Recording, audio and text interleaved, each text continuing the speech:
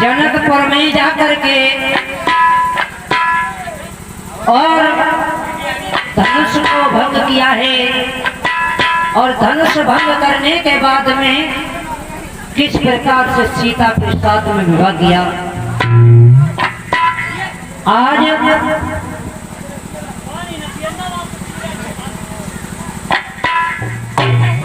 श्री सुखदेव जी समझाने लगे हैं, उत्तरानंदन परीक्षक मन को एकाग्रचित करके कथा को श्रवण करें, क्योंकि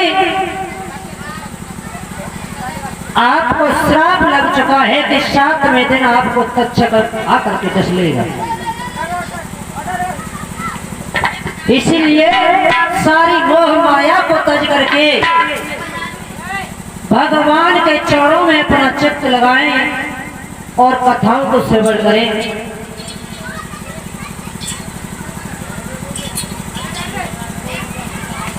श्री सुखदेव जी समझाने लगे हैं, उत्तरानंदन परीक्षक जिस समय प्रभु श्री राम ने धनुष को तोड़ा और धनुष जिस समय टूटा है, थोड़ा उससे पहले आपको बताता चलूं साथ ही साथ कि जब प्रभु श्री राम और फूल बाग में गए थे, उस समय सीता जी गौरी का पूजन करने के लिए फूल बाग में गई सखियों के साथ में। और सखियों के साथ में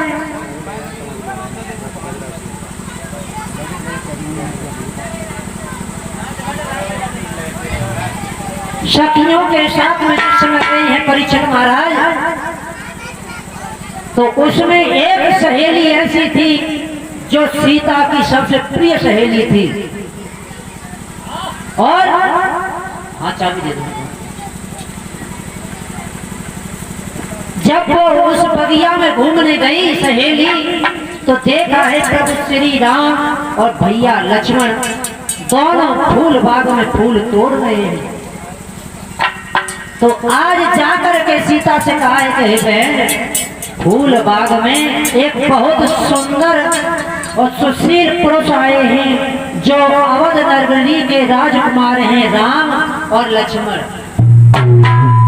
ये कथा आपने सुनी होगी परीक्षक महाराज कल, लेकिन मैं इससे पहले की कथा सुना रहा हूँ कि जो वो सखी थी ना, सखी ने प्रभु श्री राम से भेंट सबसे पहले कहाँ की थी, क्योंकि अवधपुरी में किसी को पता नहीं था कि ये राम लक्ष्मण कोई हैं। अवध राजा दशरथ के पुत्र हैं, शिवाय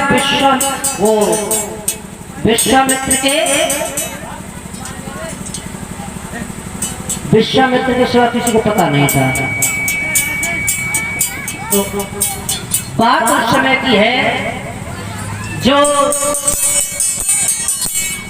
अहिल्या थी ना, अहिल्या के एक पुत्र थे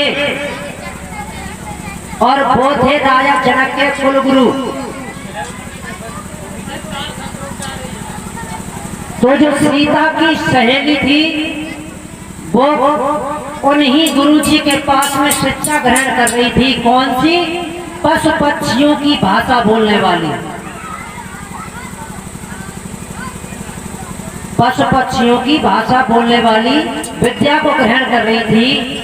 उसी समय विश्वामित्र के साथ में राम उनकी कुटिया पर जाकर के रुके सबसे पहले। और जब कुटिया पर रुके हैं तो प्रभु श्री राम ने उनसे प्रार्थना की है कि हे गुरुदेव, मुझे भी ये शिक्षा ग्रहण करनी है, मुझे भी ये शिक्षा ग्रहण करनी है। तो आज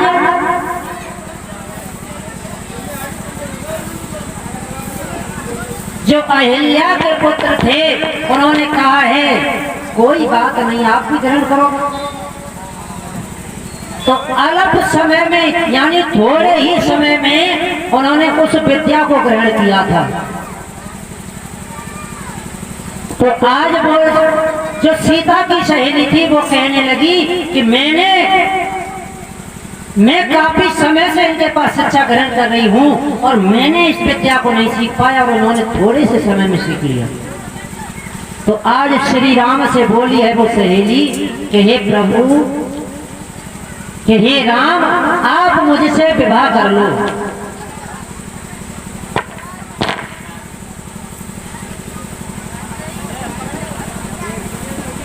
उस समय राम ने कहा है परीक्षित महाराज कि मैं आपसे विवाह नहीं कर सकता, क्योंकि आप मेरी रिश्ते में बहन लगती हो, रिश्ते में बहन लगती हो।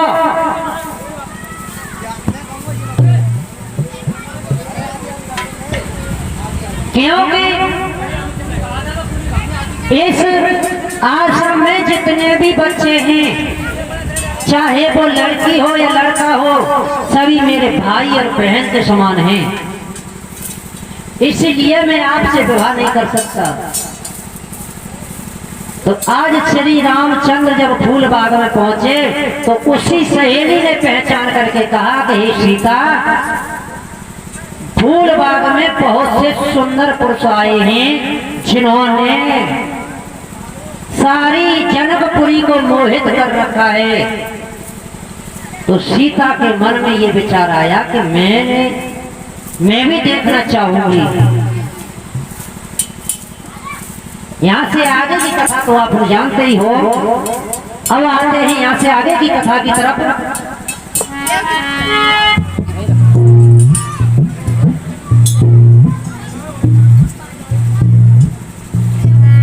तो जिस समय प्रभु श्री राम ने धनुष को तोड़ा तो एक घनघोर शब्द हुआ है, और घनघोर शब्द को सुन करके परशुराम चले आ रहे हैं वर्षा को, और आते ही आते जनक से कहने लगे कि हे जनक, कहो क्या कारण है,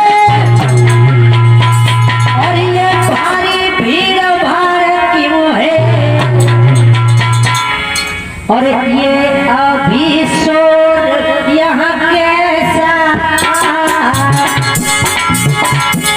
ये अभी शोर यहाँ कैसा, पीरों में छेड़छाड़ क्यों है।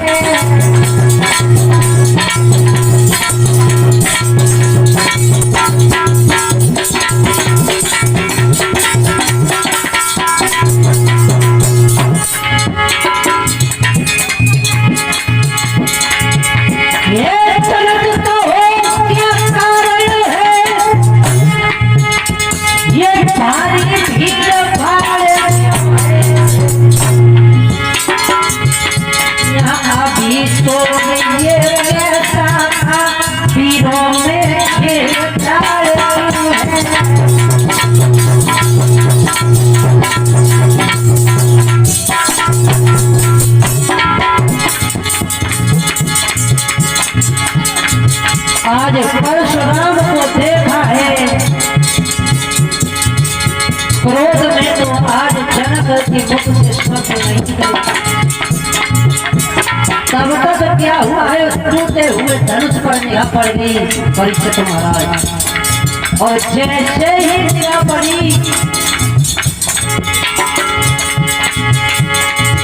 चमक नजर पड़ी है धनवा पे, परशुराम ने भरसा उठाओ,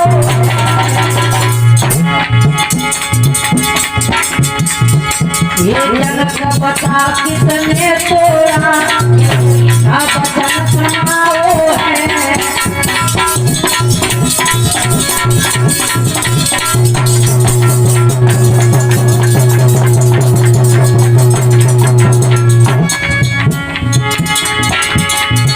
ये जनक बता किसने तोड़ा, ये मीठो वचन सुनाओ है। जनक बता किसने तोड़ा,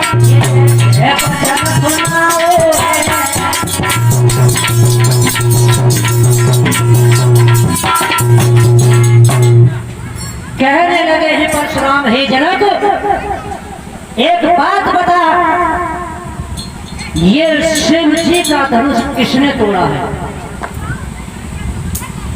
तो आज जनक के मुख से शब्द नहीं निकले।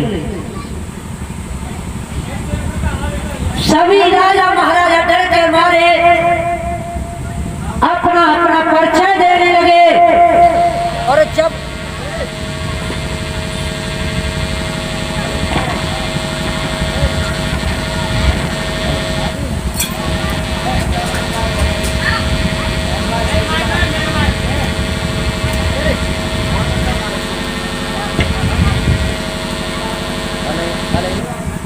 वहीं से कर रही गड़बड़ बहुत। अरे अरे अरे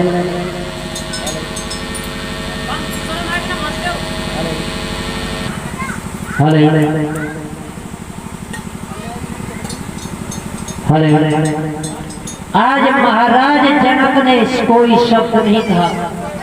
सभी राजा महाराजा अपना अपना परिचय देने लगे। और जब व्याकुल देखा है तो श्री राम हाथ जोड़ करके आगे बढ़े और बोले हैं, हे परशुराम।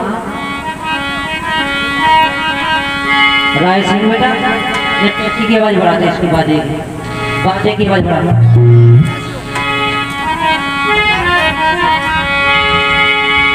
किन्नाथ शंभुधरो और पंजरहारा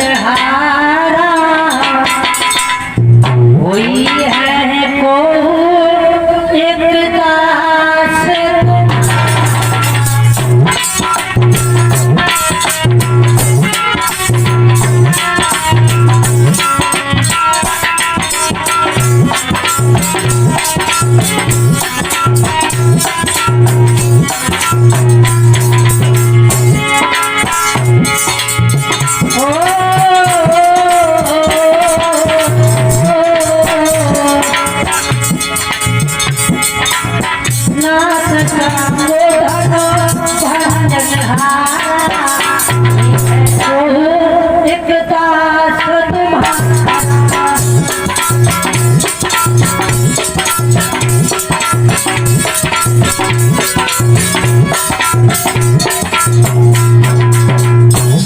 कहने लगे हैं प्रभु श्री राम कि इस शिव जी को धनुष को तोड़ने वाला आपके सेवक के सिवा, आपके दास के सिवा कोई दूसरा नहीं है।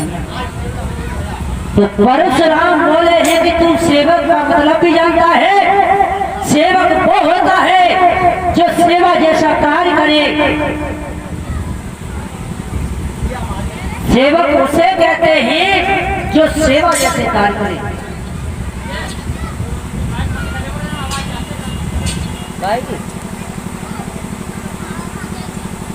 और बोले हैं कि हे राम,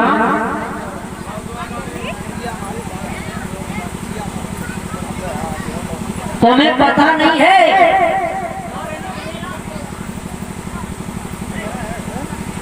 आज राम में और परशुराम में जिस समय संवाद हो रहा है उसी समय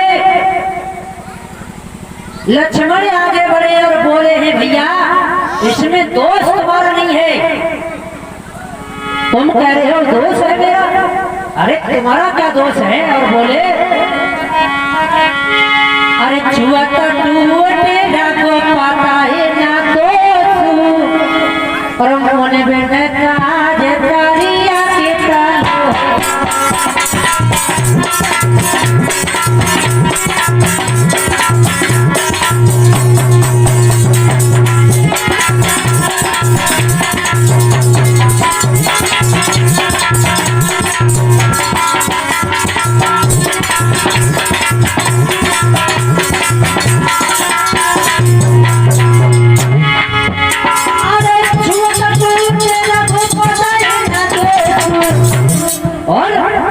मोने बेटे काज करिया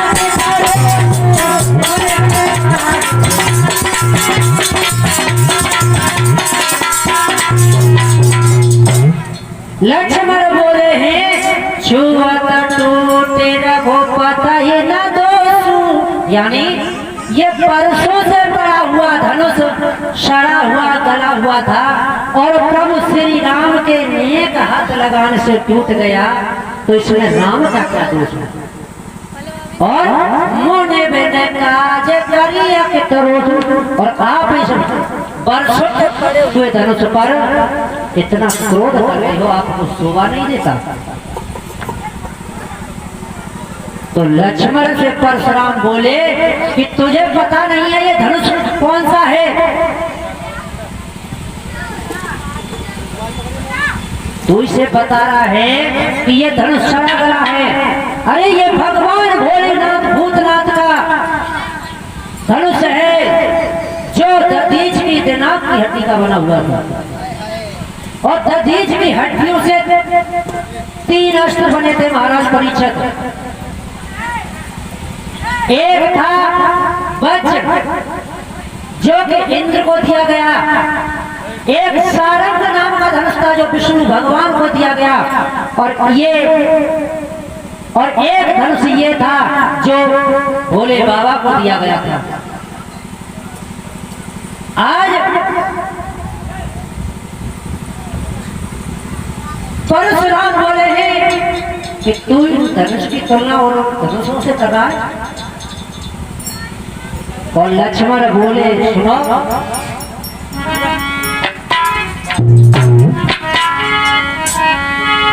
लक्ष्मण बोले कि हमने ऐसे धनुषों पर में बहुत बोले कि बहुतम ही तोरी लड़काई, और कबहू न आशा राजा की न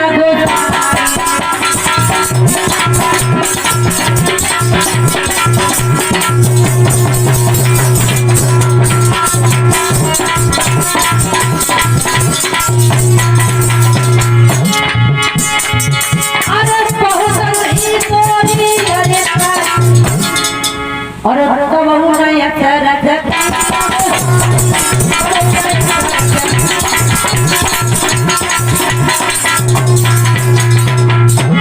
कहने लगे लक्ष्मण कि हे परशुराम, हमने बचपन में ऐसी धनुषियां बहुत तोड़ी, तब तुमने कभी क्रोध नहीं किया, और आज सड़े हुए गले हुए धनुष पर आकर के इतना क्रोध दिखा रहे हो, आपको शोभा नहीं देता। अब शंका करने की बात है परीक्षित महाराज।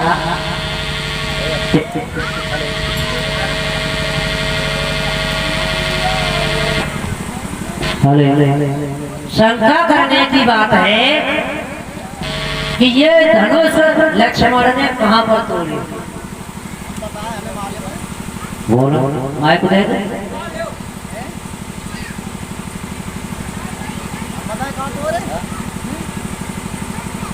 बनाया कि तोरे? हमारे पंडित जी कह रहे हैं कि बनाया के धनुष तोड़े। ऐसा नहीं था। एक समय, ये बहुत पहले की बात है परीक्षित महाराज, जब परशुराम भोले बाबा के पास में और विद्या को ग्रहण कर रहे थे, तो आज भोले बाबा परशुराम से बोले कि हे बेटा परशुराम, अब तुम मेरी विद्या में पूर्ण हो, और